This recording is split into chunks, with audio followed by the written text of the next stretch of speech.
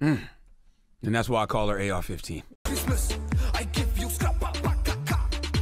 the very next day, you boom, boom, boom. Let's ask our great debaters, Angela Rye and David Urban. Good to see you both. Angela, and what's the premise of this question? The premise is she's good for the administration. She's a strong, independent female voice most of the time in this administration. She doesn't just do whatever Trump says, even when that rankles a little bit and she gets sideways. And when she gets sideways, she fights back. If she leaves, how big a deal? I think it's a big deal because of the number of vacancies Donald Trump's administration has seen since he won the election and was sworn in during the inauguration. I think the reality is he has not been able to keep a whole lot of folks, whether we're talking about people right next to him at the chief of staff level or someone as distant as this UN ambassador position. Many would argue that Nikki Haley has made that position very strong because of her ability to be independent from the president and push back when she disagrees with him. I think the question I'm really wondering is, this is less than a month after the UN General Assembly. This is just a few days after the Kavanaugh nomination vote. Sure, there may be speculation around 2020, and to your point, Chris, I don't believe much of what politicians tell us, but she sounded pretty convincing in that meeting. I would say the other flag that we have is that there's an ethics investigation requested by the Citizens for Responsibility and Ethics in Washington into 7, not 1, but 7 free plane rides she took on private jets from businessmen in South Carolina. Right. So the timing is eerie there. That was just yesterday. That's true, Angela, though, but by Trump's standards, that's nothing compared to what other cabinet people have weathered and existed. The timing's not good, Dave. I don't know why she left now, but the timing's not good. Look, Chris, our colleague, Chris Cillizza, put out a piece today that said, hey, and I agree with him, that say Ambassador Haley's timing is impeccable. You know, she had an incredible 2-year run. Quinnipiac poll just out in late April, early May, had close to over 60% of the respondents had a favorable opinion of her job. 55% Democrat. 55% Democrats, right? And that's unheard of in this administration. She's been there over, you know, coming this January, will be there close to 2 years. Right. That's a long run in this business, as you know. It's a grind job. She finished up the UNGA very successfully. If she left after the midterms, it'd look like she's running after the midterms because of the House flipping or something upcoming. There'd always be an excuse. There's never a good time. She could have just said why she was leaving. There's never a good time to leave. You know what she's leaving to do? She's going to why. Chris, she could stand up there and she's going to say, I want to spend more time with my family. Then everyone's going to say, oh, that's the well, look, she could have said, I need to make some money. I did a great job. I want to leave on top. I want to make some money. Private jet flight. She could have said anything. Listen, Chris, she's going to go spend some time with her family and kids. And look, this administration, this is one position where you have a very strong bench. Dina Powell, a very, very capable woman, can step right in tomorrow and fill those shoes. Not known without missing a beat. Not known as being a foil to Trump, though. You raise an interesting point. This isn't about criticizing Dina Powell. I know that she's a name on the list. We'll get more into it when she becomes more real. But if the president, she's real, Chris. She's the only. Listen, the president on Air Force One this evening said, you know, there's only one. The only names he's mentioned so far. Dismissed Rick Grinnell, said Rick's not on the list, but he'd be willing to put him on the list. I know. The only person he's mentioned is Dina Powell. So I know, but I don't know. You say she's not real. No, I'm saying I didn't say she's not real. I said I don't want to criticize her right now when she gets more real, because just because Trump says something on an airplane doesn't mean I think it's been invested with a lot of thought or that he's gone through a big vetting process. Chris, don't demean Dina. David, why are you so I'm not demeaning Dina. I'm saying I want to give her some time before we critique her. I don't want to critique her just because her name popped out of the president's mouth.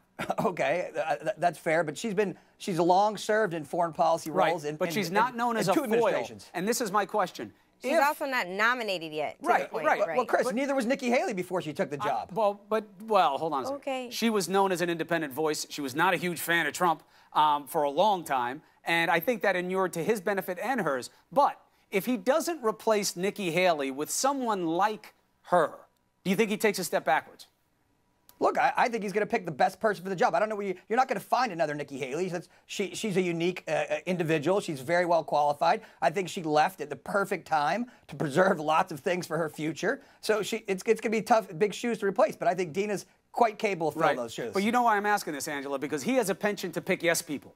So if he now picks a yes person to fill the spot, do you think he winds up losing on the trade?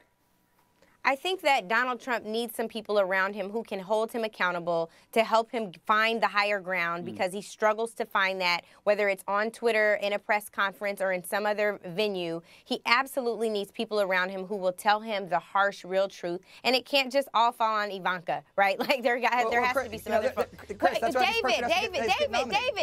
David, you talked for 3 minutes can't straight. talk all night.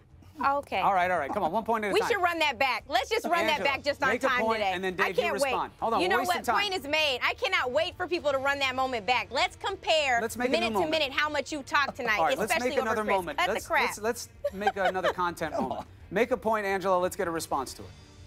The point was already made. The point was made. He just didn't like it, so he's talking over me. Respond, David. The floor is yours. Okay, so I'm sorry you get the 3-second delay. So Angela, the point is being, there's no one's going to get through the Senate who's not tough and they're going to push back. Questions are going to be asked. This isn't going to be a cakewalk to get But somebody they have the nominated. votes. How do you stop somebody? Well, Chris, you're going to put a hold on them. They're going to have a tough time. They'll get beaten up. Who's going to get Did through? you just watch the nomination that just You have the happened this votes. weekend? Or? Dave. I did, yeah. But I mean, they're that's going what to get. happens. Okay. All right. This is Chris, interesting. Twilight Zone tonight, Chris. It's not the Twilight Zone, Chris. People will not get through who are not qualified. There's going to be someone who's going to be put there who's going to push back. Look, Dina Powell, whoever it is, Rick Grinnell, whatever is going to push back, Chris, on this president. I assure you that. How can you David, assure us shout that? out He's to put Dina. people all You know around him Dina who real well. don't push back. He's surrounded by people who don't push back. Or at least you think so, Chris. Yeah, I got pretty good sources in there, Dave. I know you Really? do well. But I think I got some pretty good sources too, Chris. But I'm let me in the tell you room something. If sometimes. you think he's got people who push back on him, Yeah, I then do, Chris. then you and I Chris, define it differently. listen, Chris, because if our he had mutual real friend, people Kellyanne around him who push Conway- back, hold on a second, Dave. First of all, Kellyanne, anybody who's been there for a long time is not someone who makes the president uncomfortable on a regular basis. And if That's they did, exactly right. he would not say and tweet Chris. the things he did if he had a real strong political hand at his side. No self-respecting politician who understands messaging and understands the role of that office, if they had the ability, would allow what's coming out of it in terms of the rhetoric. Republican or Democrat. Oh, Chris, you want to call Kellyanne weak? That's fine. I think she's a very strong you woman. can put words in my he said mouth that. as I much don't as you think want. he Chris, you just said I she's didn't not say tough. it. I said That's why you're you- not you- the comms director. You're Chris, not great you- at this messaging thing. You just throw stuff out there with no basis in fact. Chris, I'm not. You just said no basis This in fact. is He good. doesn't- I feel like Listen, I'm watching the great debate tonight. You just said the president doesn't have to be strong next to him. I just said Kellyanne, our mutual friend, is very strong. You said no, she's not. No, I said think he was nobody talking about lasts a people long standing time if up. they don't tell him what he wants to hear. And you have to find another way. Final point to you, Angela.